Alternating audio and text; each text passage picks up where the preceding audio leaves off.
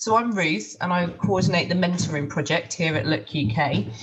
And something that often comes up in mentoring discussions and Look get-togethers and things like that, and Look activities, is the subject of people being able to say what their needs are and have their voices heard. So it's a really poignant topic in the Look community. I'm sure it's a really poignant topic in your own journeys, in your own educational experiences as visually impaired learners. So my first question for you is, what is getting your voice heard? What does it mean to you, and why is it important? And feel free to share experiences about school or university or college or work when answering this. So what is getting your voice heard, and what does it mean to you, and why is it important to you? Carlton, is it okay if we start with you? Oh, yeah, starting with me is fine. I think getting your voice heard would mean, for especially visually impaired students, is telling like what you need and the resources that you need like once, and not having to repeat yourself constantly.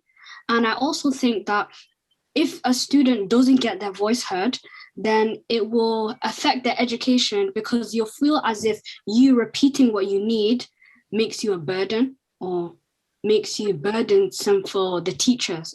So that's what I think it is. Well, thank you so much, Carlton. And have you had experience of having to get your voice heard yourself? Yeah.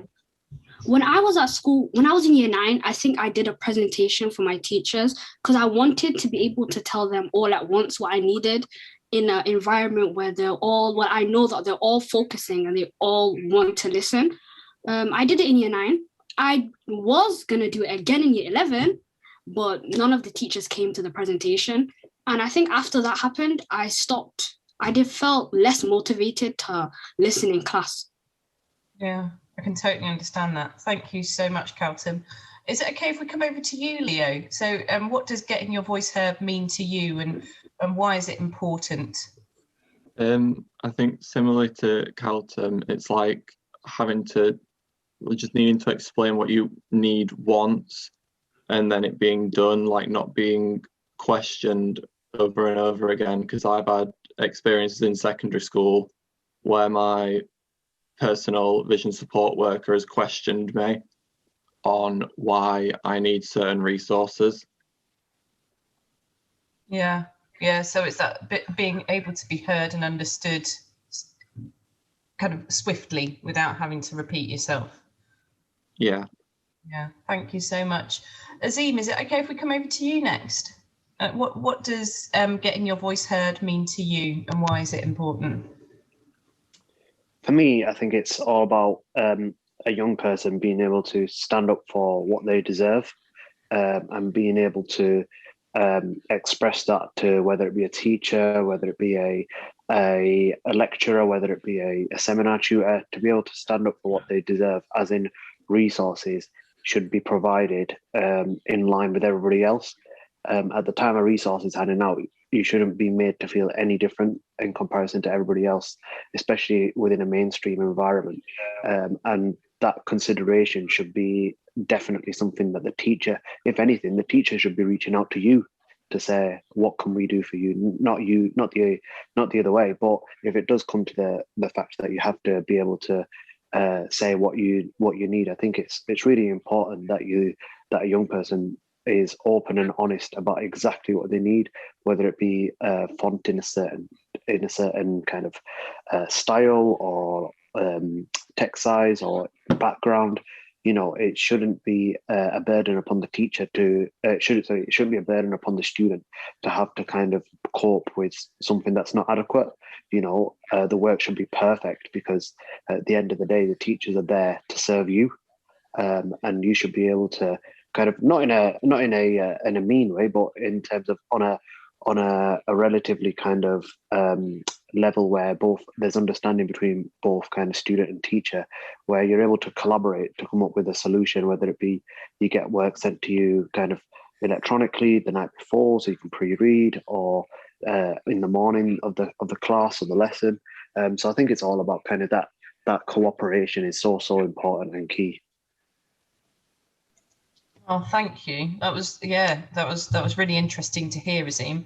And Nathan, have you got anything to add, like about getting your voice heard and what it means to you and why is it important? Obviously, for you, it was potentially more relevant to university level. Is that right, Nathan?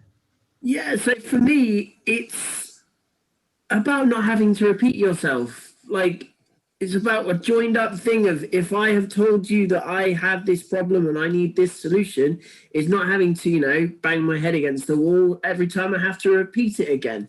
So in my in my master's degree, every time I got a new lecturer, I had to start again with, how am I going to find a solution to this? And there was no joined up thinking. So I didn't feel heard because I constantly had to repeat myself. Oh, that's really tough. Thanks for sharing that, Nathan. I think that kind of leads into the next question I have for you guys about when have you faced challenges in getting your voice heard? And is there anything you would add to that, Nathan, about kind of how that felt at the time? So, yeah, I mean, the two challenges I've had, so I started losing my vision during my undergrad degree about more than 10 years ago now, actually. And in that was, I didn't know what to say. So it was very hard to be heard because I didn't know what could help me. So my communication issue was that I couldn't broadcast out what needed to happen. And I got very little support on that from anywhere local, and I didn't know how to access that support. And like I said, in my master's degree, it was all about the degree was you do one unit and then you do another unit and another unit. They don't overlap. So every 8 weeks I had to start again. And that was really stressful, in trying to get people to listen to me and to understand my needs and to see different reactions to the same information each time.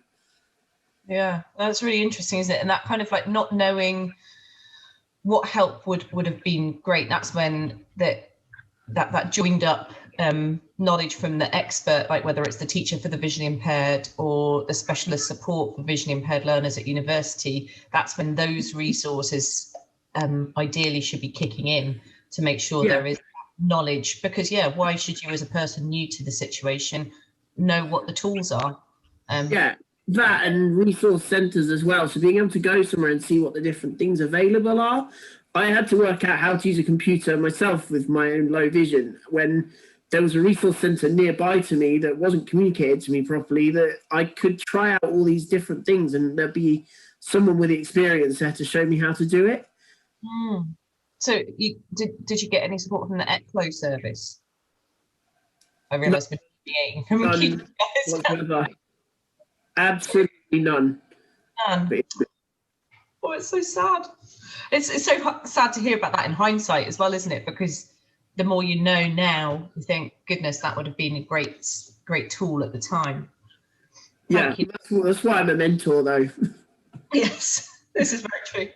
And Carlton, I know you've kind of expressed a bit about a challenge that you had when teachers didn't come to hear you express what your needs were and what the tools were to help you. Do you want to kind of add anything else to that? How has that progressed now? You're in a different place. You're at sixth form, aren't you?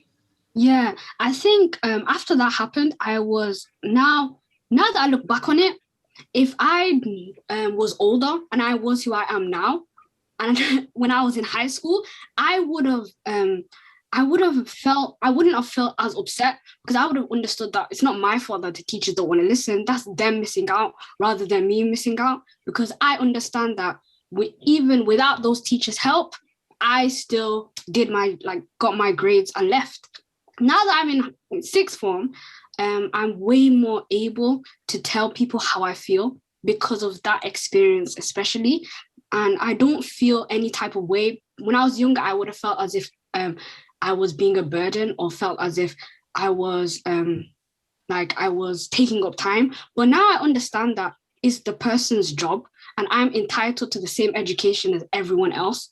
So I think even though that challenge when I was younger upset me, now I think it was a learning experience. Wow. Do you do things differently in how you communicate your needs to what you did at high school to what you do at sixth form? Yeah, now in sixth form, I'm way more open, way more blunt. I will tell the teacher what I want that time. Obviously, I'll do it in a polite way, Also, I understand what I need. So before stuff happen, I will tell the teacher, this is what I need, and I expect you to be able to do it. Rather than when I was in high school, I would have felt super scared to do it, and I would have went to a different teacher to tell that teacher, rather than me saying it myself. Yeah, so more direct now. Yeah. Interesting. Thank you, Carlton. Yeah, Leo, what about you? You started just earlier, you said that one of the challenges was that people questioned you even after you'd already expressed what your needs were or how something could be done to support you. Is that ongoing, or are you facing other challenges as well? Since I've got to college, things have got a lot better, because in secondary school, it was constantly a case of either I would have to explain it multiple times, or I would have to give a reason for why I needed certain resources. And there was also quite a lot of other adults around me thought that they knew what was best. So they wouldn't listen to me as the visually impaired student going through it. They automatically thought that they always knew what was best. They always thought that they knew what I needed. Whereas going into college, I think my voice is respected a lot more, and it's getting a lot better because I only have to say what I need once and I'm not questioned at all. Yeah, so the college tutors treat you more as young adults than they did at high school, potentially. Yeah, definitely. Oh, it's really interesting. Thanks, Leo. And Azim, have you had challenges in getting your voice heard when you were at school or uni? Yeah, I mean, it happens all the time. I mean, even kind of small things in terms of room accessibility and resource accessibility. You know, it's a trend that you see across all forms, from kind of high school to sixth form to undergrad. You know, it kind of is a regular occurring theme, and I think that does come down to a lack of education on the part of the teachers around how best to support someone with a visual impairment or disability. And in the times when kind of challenges have occurred, I've been very fortunate to have a strong supportive kind of network that have come fight in my corner, in the sense my parents, my TA, other members within kind of my support people who have kind of advocated on my behalf to say, you know what, this isn't right. This needs to be put right, and it shouldn't be Azim's kind of responsibility to have to do this. You know, at the end of the day, he is a student, and everything additional kind of needs should be catered for. It's not his responsibility to say, you know, this needs to be done. It should be already in place. So I'm very fortunate to have had that kind of support network, and when we have come across certain obstacles, we've been able to kind of be able to address them as fast and as smoothly as possible. Oh, that's amazing. Thank you. You guys just like there's so much that we can deviate into, but I realized like my next question was about the tools and methods you've used to communicate your needs. And Azim, you've just touched on that brilliantly. And I think the others, you've all raised a few things. So things that have already come up. Azim, you've talked about your support network, people that can help you with your advocacy. And kind of fight your corner. That sounds very aggressive about fighting the corner, but like your TA, your parents, that kind of support team that get you. Leo, you've just mentioned that sixth form, the attitude of college tutors is just much more respectful and taking the learners at their word rather than kind of questioning your knowledge of yourself. And Nathan, I know you've just identified that had you been linked up with that tech resource base when you had initially kind of started to be a student with VI needs, that would have saved you tons of time and got you what you needed much quicker. Are there other resources you would add into that, like other things that help a young person with VI needs get their voices heard? Any other tools, basically, if you had a wish list or a shopping list? Do you know what? I wish, like, you know, everyone had other VI friends, because everyone does it differently, but you learn so much from that. So to become part of a network of other VI people and have that like kind of open forum to speak with each other, you you learn that, you know, others can advocate for themselves and how they do it and the tricks and tools they use. And just from listening to the other three of you in the group, actually, I'm learning right now, like how you advocate for yourselves is absolutely fantastic. Oh, it's amazing. Yeah, I think you're right, Nathan. That kind of like, and also, yeah, Carson, sorry, I was just thinking about you being just confident to be direct. That's brilliant. Have you got kind of key phrases that you think have been particularly useful with college tutors?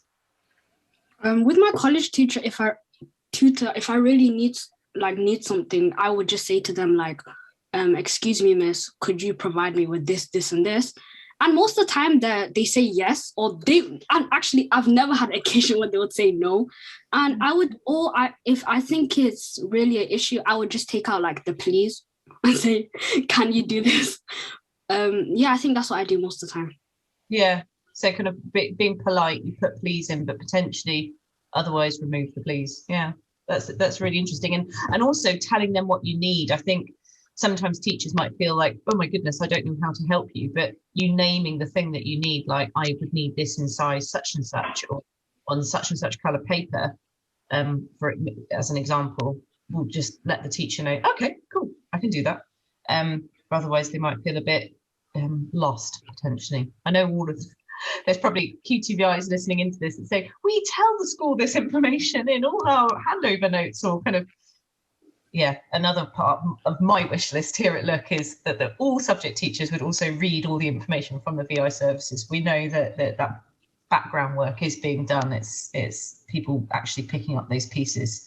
And the next thing I'd say, like, yeah, you've already highlighted a few, but are there any other successes that you would like to share with our audience, basically, about times that you've had good times in getting your voices heard, like successful experiences in getting your voice heard? So Ruth, can I just say, like, I think it is a very, as much as we kind of specifically are now talking about kind of negative experiences and addressing negative kind of things that have come up within the field of education and us going through education, you know, it is a small proportion. You know, we're very fortunate, especially in my case, and I know in many other individuals who have a visual impairment or a disability going through kind of at the education route, that it is a very positive experience in terms of them getting the right support, them having role models and teachers in their life who have you know, looked past their visual impairment to the point where they feel that they're being supported extremely well and a valued part of the class. So, you know, it's great in my work, kind of that what I do now. I do a lot of work with kind of PE teachers and those within the sports industry, and the ways in which they are looking to adapt things and find creative ways to be able to support the young visually impaired people going through education is fantastic. You know, the ideas that they're coming up with are so creative. And I think that goes across the board, whether it be English, maths, science. So, you know, there's some fantastic teachers out there who are doing an amazing job. But it's just kind of sometimes the one negative experience can overshadow so many positive experiences. And if we can kind of try and eliminate that one bad experience, hopefully more young people can have a better time going through education. Yeah, you're so right. That's such a wonderful message, Azim, and I think we could probably deviate down the PE route, and I know that you really want to do that with you. I'm tempted to do it right now, but I know we should probably concentrate on advocacy and positive ways that you guys have had your voices heard. But thank you so much for that, Azim. I think that's really beautiful. Leo, have you got anything to say about good experiences that you're having at college with getting your voice heard? Anything more you want to add? Probably at college, it's like really good at the moment because the Senko at the college, who I've got quite a good relationship with, I've like through my older sister going there, she understands who I am a bit more. She admits openly that she doesn't know very much about like vision impairment, so she completely listens to me and what I need, which definitely is a big help from secondary school, where they treat you more like a child and they act like they know what you need more than you do. Yeah, that's so interesting, isn't it? And that kind of place of honesty that Senko is coming from, say, I'd like to learn. I don't know lots. I'm going to learn with you. That's just, yeah, that's a more helpful than kind of thinking you know what's going on, but not actually having heard the voice of the young person at the heart of it. Have you guys got ideas on what you think could be done to help young people get the tools to speak up for themselves? So kind of, how do you think more young people can grow in confidence to speak up for themselves? And what kind of age do you think young people could start being able to speak up for themselves? Calton, is it okay if I ask you that first? Yeah, sure. I think ways we can make young people stand up for themselves, especially when they're visually impaired, is if it is really hard to tell people what you want because you might feel like embarrassed. But when I was in school, my teachers would be given a folder or like a booklet that had everything that I needed. It spoke about the font size, the type of paper that I needed. It spoke about how majority of the time I'll do stuff digitally rather than on paper. It also spoke about the psychological effects of being visually impaired, so the teachers were aware. And I could see that on the teachers' desks. And it happened in college as well. So I didn't really need to tell them what I wanted most of the time because there was a booklet that had everything already. Oh wow! So you think, yeah, that booklet was a really good kind of passport into communicating your needs. Did you get to put information into that booklet, Carlton? Was your voice captured in that? Yeah, my voice was captured when they were making the booklet. They asked me what I wanted to write inside. I remember the teacher asking me a bunch of questions, and then one day she just gave me a booklet and said, "Oh, this is everything you told me, and this is what all your teachers have. So you don't need to repeat yourself as much anymore." That's brilliant. Yeah, I've heard it. That was Manchester Sensory Service, wasn't it? It's a great tool that they use. Leo, did your school have something like that, or do you think that's something that could be used, or have you got other ideas to add? No, my school didn't really use anything like that. We only had it logged on the official system where the register is that I had a vision impairment. So the staff got like no information about what I needed. So every lesson I would have to tell the teacher what I needed and how I needed it and like where I need to sit. And that it was just like a repeated process if we had a supply teacher. And then at the start of every school year, it just repeated. So I think things like that are like a really good idea to be able to have a booklet full of things that the student needs, because then it saves them having to repeat themselves and feeling like they're being a pain or like they're being a burden on other people because they're just repeating themselves. Yeah, I can really understand that. What age do you think you would have wanted that to happen? Like what point in your school journey would that system have been helpful? I think that might have started to benefit me around the start of secondary school age, because I think it really would have helped me grow a lot more in like my confidence rather than feeling like constantly I am different to everyone else. I have to have everything different and I'm being a pain for telling these teachers everything all the time. Yeah, no, I can totally understand that. Thank you, Leo. Nathan and Nazim, is there anything you would add to that about what could be done to help young people with VI needs get their voices heard? And the kind of the age that you think that would have, especially for you, Azim, because you would have been VI throughout your life, whereas Nathan, it started in your teens. Yeah, it would be great to hear your reflections on that. Azim, you go first. So I'd say in terms of the best way, I think it's all about the asking teachers or the SEN department or the lecturers that you're working with, asking them firstly, what is the best way for us to communicate with you? Or is that an email? Is that sitting down having a conversation? Is it a booklet? Is it a presentation? You know, how are you going to best support me, and how can I tell you what support I need? And firstly, starting with that question to them, and then getting the feedback from that, and then acting upon it. So I think that's the most important thing, because teachers learn in different ways. So being able to adequately be able to kind of give them the information they need to help you is ultimately really, really important. In terms of what age, I think whatever age the young person feels that they're not getting enough support, that's the moment when I think that they should be able to have the confidence or have the right people around them to be able to begin to say, this isn't good enough, and then standing up for what they deserve. Well, thank you. Yeah, that's really great points, and it's great to hear your views on kind of adapting that resource, whether it's a booklet, to be the most effective for those teachers. That's really interesting. Thank you.